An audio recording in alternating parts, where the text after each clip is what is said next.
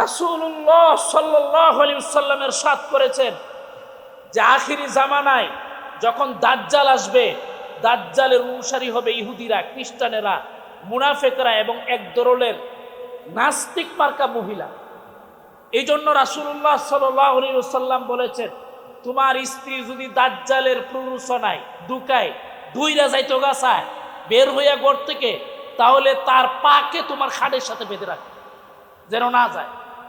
এই জন্য আমি বলবো, এই ফিতনা ফাসাদের যুগে আমাদের ছাত্রীরা কি নিয়ে গেল, আমাদের ছাত্রীরা আজকে আমাদের থেকে কি নিয়ে যাবে, এটা একটা বড় প্রশ্ন, বড় একটা জিজ্ঞাসা।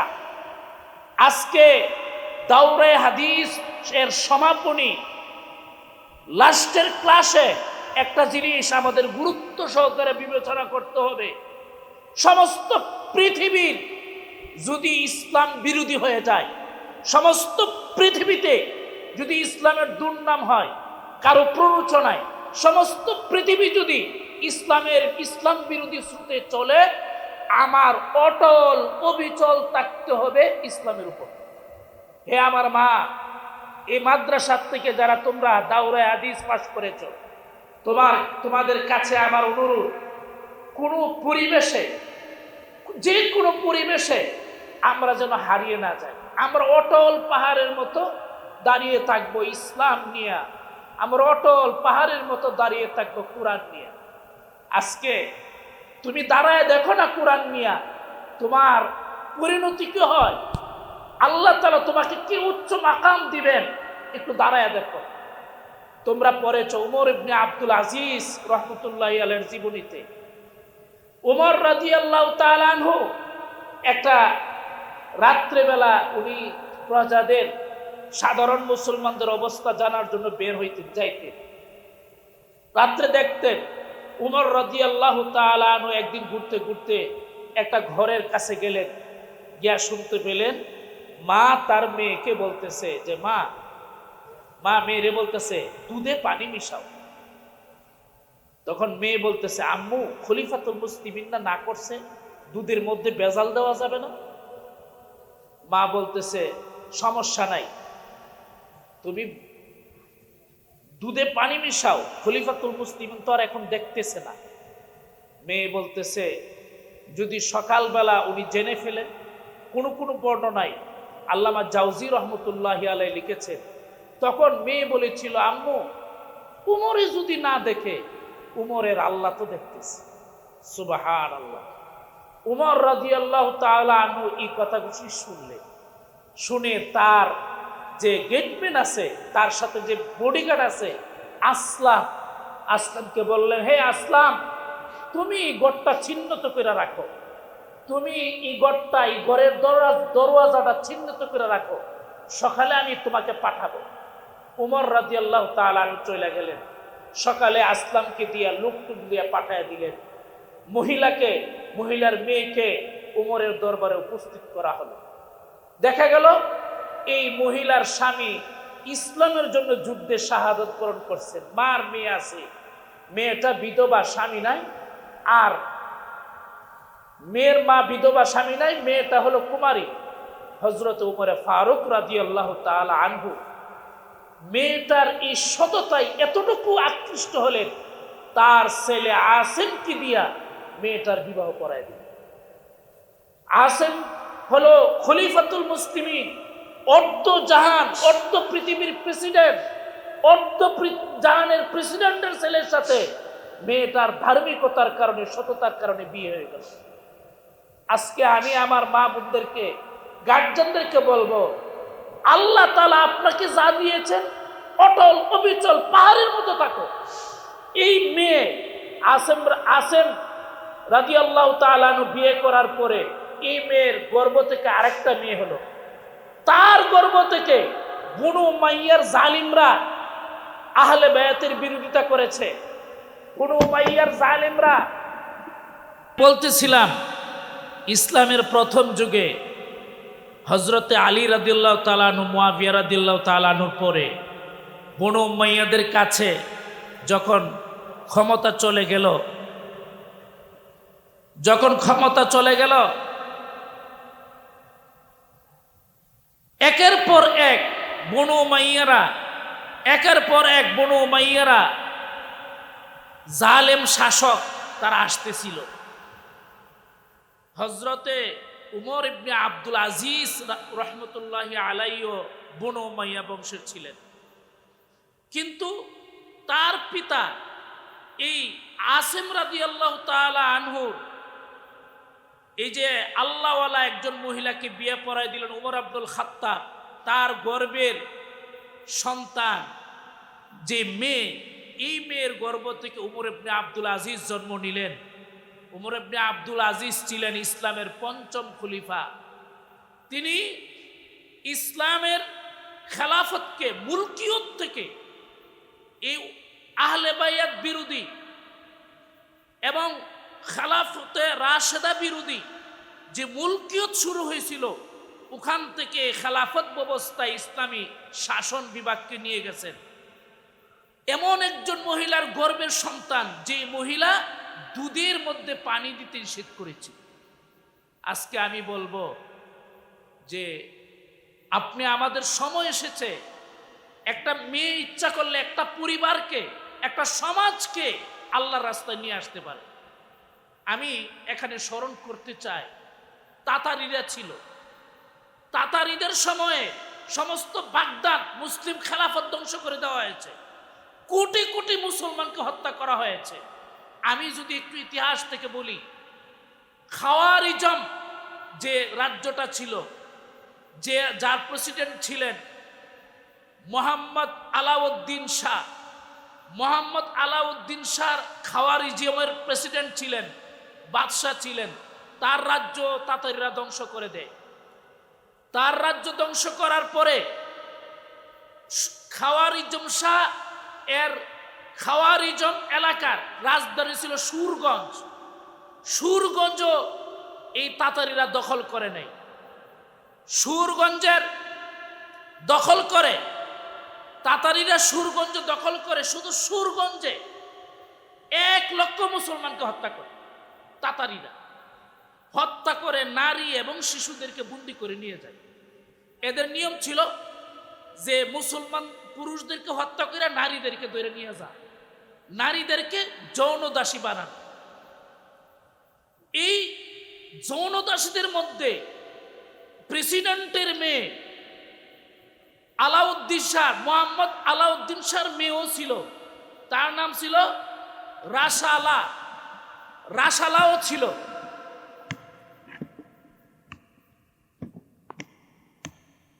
রাসালাও ছিল। তো আলাউদ্দিন শাহর মেয়ে, আলাউদ্দিন শাহ পালিয়ে যায়, কিন্তু মেয়ে পালিয়ে যেতে পারেনি। তাতারিরা সব মেয়েদেরকে ভাগ বন্টন করে নিয়ে যায়। চেঙ্গিস খানের ছেলে জুচি খান, যেহেতু আলাউদ্দিন শাহর মেয়ে ছিল, আলাউদ্দিন শাহর মেয়েটাকে সে নিয়ে যায় যৌন দাসী বানিয়ে। মেয়ের সৌন্দর্য, মেয়ের আভিজাত্য, মেয়ের শিক্ষাগত যোগ্যতার কারণে, ওরা তো মূর্খ ছিল, সে তাকে আজাদ করে বিয়ে করে। এই রাসালা আলাউদ্দিন শাহর মেয়ে। এই আলাউদ্দিন শাহর মেয়ে গিয়া পেল যে জুচি খানের হুমরার মধ্যে, জুচি খানের অন্তর্মহলে, জুচি খানের আগের প্রথম স্ত্রীর 2টা সন্তান আছে, বারেখা, বাতুখা, 2টা শিশু। একটা শিশুর নাম হলো বারেখা, আর একটা শিশুর নাম হলো বাতুখা। এই রাসালা এই সুলতান মোহাম্মদ আলাউদ্দিন শাহর কন্যা, এই জুচি খানের 2 সন্তান বারেখা এবং বাতুখাকে লালন পালন করে। লালন পালনের সময় শিশুকালেই তাদেরকে ইসলামের কথা বলে।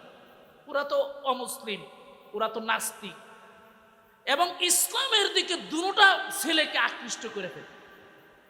যখন পরবর্তীতে বাতুখা হাঙ্গেরি পর্যন্ত বিজয় নিয়ে যায়, তত তাতারিরা একের পর এক দখল করতেছে। আর বারেখা এদিকে ছিল, দখল করতে করতে উসমানীয় সাম্রাজ্যের পতন ঘটাচ্ছে বারেখা। তখন শেখ শরফ সাইফুদ্দিন রহমতুল্লাহি আলাই বারেখানকে ইসলামের দাওয়াত দেন। তখন বারেখা তো আগেই তার সৎ মা এই রাসালা দিক নির্দেশনায়, তালিমে সে অনেক বড় ইসলামের ছোটবেলায় ইসলামের শিক্ষা শিক্ষিত হয়ে যায়।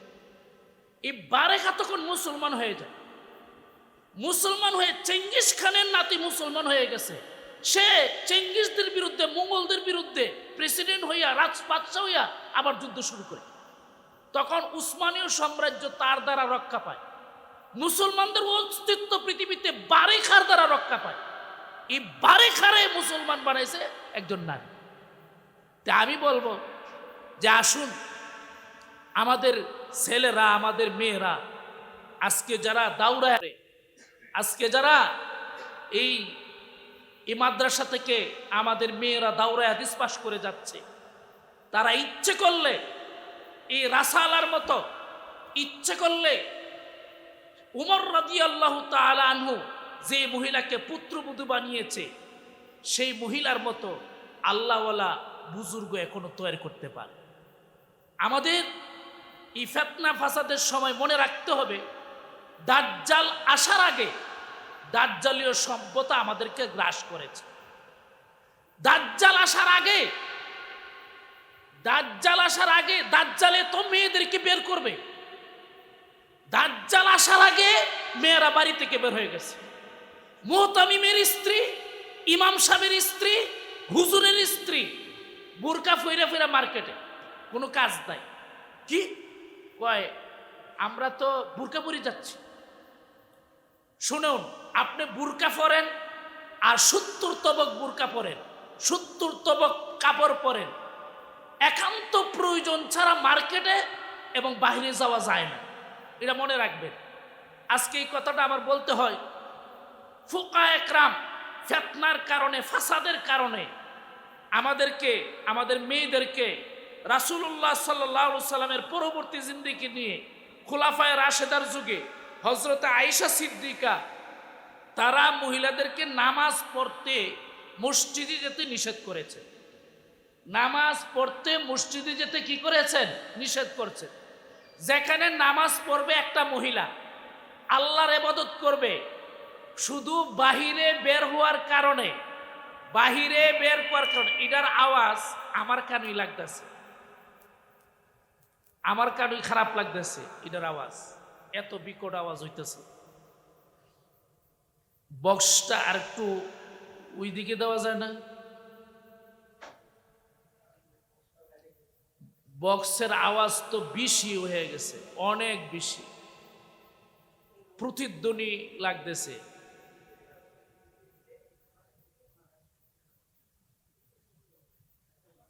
আস্তাগফিরুল্লাহ ওয়া আতুবু ইলাইহি, আস্তাগফিরুল্লাহ। আমাদের বলতেছিলাম, আমাদের মেয়েরা দাজ্জালে আইসা তাদেরকে বের করবে দূরের কথা, এরা আগেই বের হয়ে গেছে ঘর থেকে। ঘর থেকে যারা বের হয়েছে এরা দুই শ্রেণী, এক শ্রেণী বুরকা পইরা, আরেক শ্রেণী বুরকা ছাড়া। বুরকাওয়ালীদের লজ্জা দরকার, আর যারা বুরকা নাই তাদের লজ্জা এবং বুরকা উভয়টা দরকার। বুরকা পইরা এখন মেয়েরা অনৈতিক কাজ করে। তো আল্লাহ তাআলা আপনি আমাকে হেফাজত করুন। বলতেছিলাম যে কথাটা, ফুকায়ে একরাম, নামাজ পড়বে একটা মহিলা মসজিদে গিয়ে ইবাদত করবে। রাসূলুল্লাহ সাল্লাল্লাহু আলাইহি ওয়াসাল্লামের শেষ যুগে, সাহাবা আজমাইনের যুগে আয়েশা সিদ্দিকা সহ সবাই একে নিরুৎসাহিত করেছেন। ফুকায়ে একরাম বলছেন যে মসজিদে না যাওয়া মেয়েদের উত্তম, বাড়িতে নামাজ পড়া উত্তম। নবীজি বলে গেছে উত্তম। যাবে নামাজ পড়তে ইবাদতের জন্য, তারপরও ঘরে থাকা উত্তম। তাহলে আপনি অযথা কিভাবে মার্কেটে যান? যেখানে ইবাদতের জন্য বাইরে যাওয়া নিষেধ, যেখানে ইবাদতের জন্য বাইরে যাওয়া নিষেধ, যেখানে ইবাদতের জন্য মসজিদে যাওয়া মহিলাদের জন্য নিষেধ, সেখানে আপনি মার্কেটে অযথা কিভাবে যাবেন? আপনি বুরকা পইরাই যান অথবা বুরকা না পইরাই যান। এই জিনিসটা আমাদের লক্ষ্য রাখতে হবে, অবশ্যই লক্ষ্য রাখতে হবে। আমাদের একান্ত প্রয়োজন ছাড়া, মানুষ যদি অসুস্থ না হয়, মানুষ যদি হজের প্রয়োজন না পড়ে, জমি রেজিস্ট্রি না পড়ে, এবং বাজার করার জন্য যদি আপনাকে ছাড়া অন্য কোনো লোক থাকে, তাহলে আপনার অযথা বাড়ির বাহিরে যাওয়ার প্রয়োজন নেই। এটা আমাদের অবশ্যই মনে রাখতে হবে। এক নম্বরে, নারীরা বাসার বাহিরে যাওয়া একদম নিষেধ। একান্ত প্রয়োজন ছাড়া। এই জিনিসটা অবশ্যই মনে রাখবেন।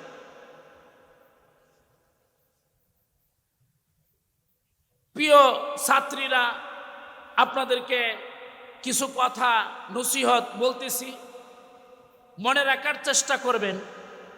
আজকে আপনি যদি আল্লাহওয়ালা হন, আপনি যদি বুজুর্গ হন, আপনি যদি ইসলামের দায়ী হন, আপনি যদি ইসলামের জন্য নিবেদিত প্রাণ হন, তাহলে এখন সময় হলো, এখন সুযোগ হলো, আপনাকে দ্বারা আয়েশা সিদ্দিকার মতো কাজ হবে, আপনাকে দ্বারা মা খাদিজাতুল কুবরা রাদিয়াল্লাহু তাআলা আনহার মতো কাজ হবে, আপনাকে দ্বারা হযরতে মরিয়ম আলাইহিস সালাতু ওয়াস সালাম এর মতো কাজ হবে না, কিন্তু উনার আদর্শে আদর্শবান হইয়া তার মতো কাজ আপনিও করতে পারেন।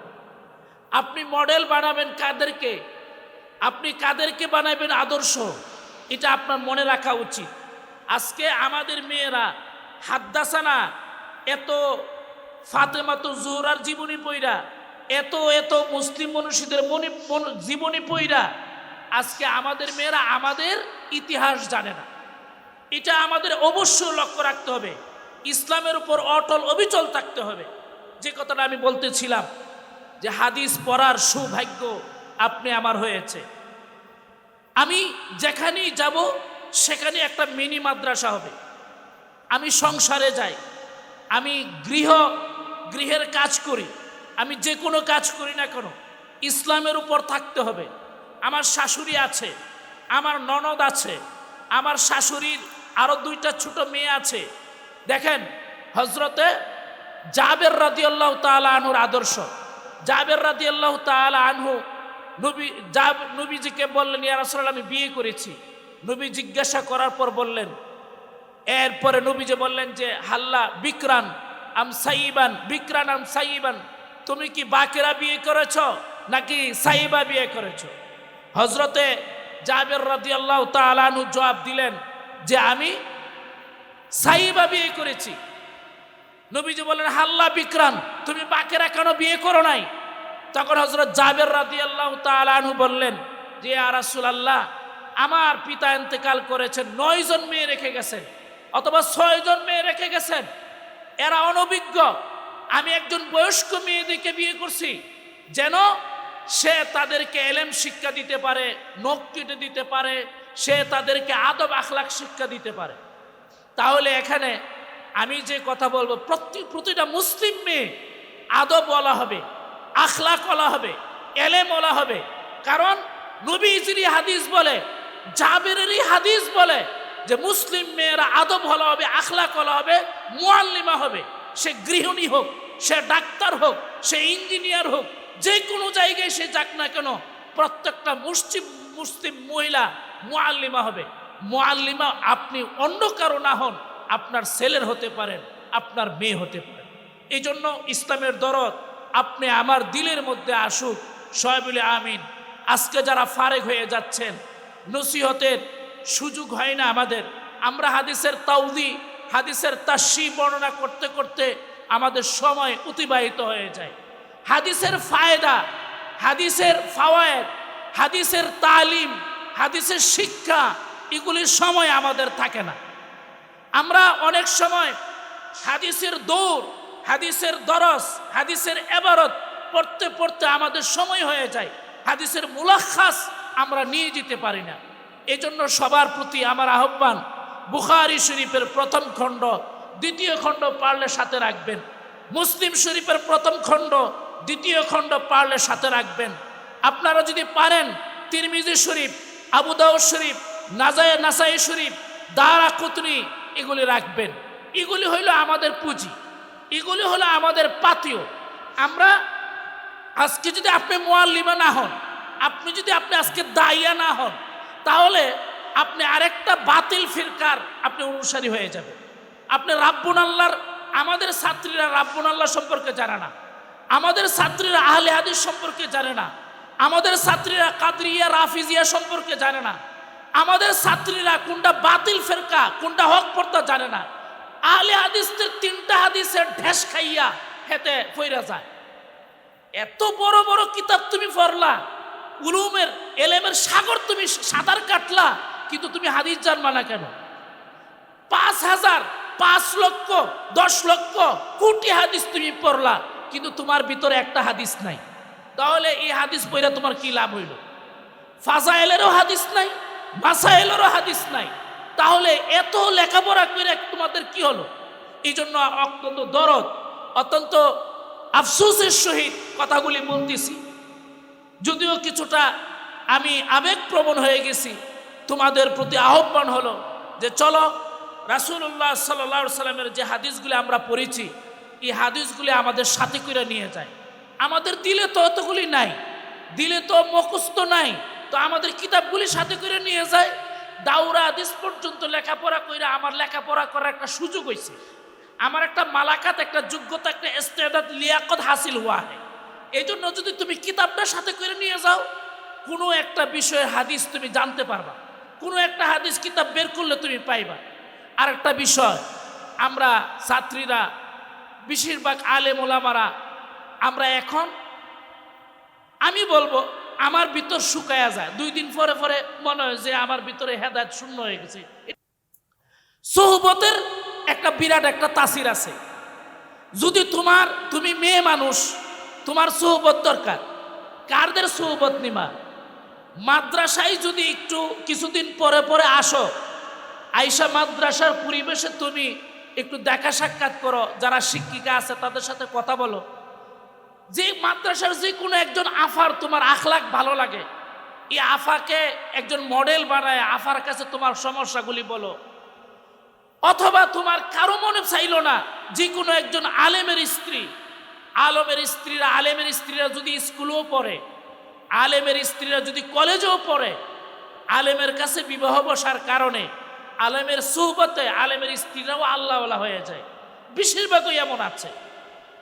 পারলে হুজুরের স্ত্রীর সাথে যোগাযোগ কইরা তুমি সুহবত উঠাও, তাহলে হবে কি, এলেমের যে সিলসিলা, তোমার যে সনদের সিলসিলা তোমার সাথে জারি হয়েছে, এটার যোগ্য তুমি রইলা। নতুবা হারিয়ে যাইবা, আবাদু, দূরে, অনেক দূরে চলে যাইবা। এক সময় মাদ্রাসায় যে পড়েছ, মাদ্রাসায় যে লেখাপড়া করেছ, ওটা থাকবে না। অবশ্যই ইসলামের ব্যাপারে 0 টলারেন্স থাকতে হবে। অনেক রকমের ফিতনা ফাসাদ আসতেছে। আল্লাহ তাআলা আপনি আমাকে সকলকে দ্বীন ইসলামের জন্য কবুল ও মঞ্জুর করেন, সবাই বলে আমিন। পেয়ারা হাজিরিন, আরেকটা কথা বলবো যে মাদ্রাসার জন্য বেশি বেশি দোয়া করবা। আমরা যে মাদ্রাসাগুলি চলি, আর দোয়া মুখুল ইবাদা, দোয়া করার জন্য হাদিসের মধ্যে আসছে, যে দোয়া থেকে মাহরুম হয়ে গেছে সে পুরোপুরি মাহরুম হয়ে গেছে আল্লাহর রহমত থেকে। এখন আমাদের দোয়া করার মন মানসিকতা নাই। দোয়া করার জন্য অন্তরটা যতটুকু বিগলিত হওয়া দরকার, অন্তরটা ততটুকু বিগলিত হয় নাই। দোয়া করার জন্য মন মানসিকতা যতটুকু দরকার, তাহাজ্জুদ নাই, ফরজ নামাজ নাই। আমাদের কাছে অনেক অভিযোগ আসে। গার্জিয়ানদেরকে আমি বলি যে ছাত্রীর যে কোনো পরিবর্তন যদি আপনি দেখেন উল্টাপাল্টা, আমাদের কাছে বলবেন। অনেক ছাত্রীরা যারা অলস, যারা ক্লাসে লেখাপড়া করেনি বা অলসতা আছে, এদের ব্যাপারে অভিযোগগুলো বেশি আসে। আরেকটা কথা বলবো, তোমাকে পর্দাশীল বানায় দিছে, তোমাকে আমরা অচল করে দিইনি। অনেক মেয়ে পর্দার অভিযোগ দিয়া শ্বশুর বাড়িতে গিয়া দরজা লাগায়া বন্ধ করে বয়ে থাকে। তার গোসলের কাপড়টাও সে দৌত করে না, শাশুড়ির গিয়া দৌত করতে হয়, রান্না বান্নাও করে না।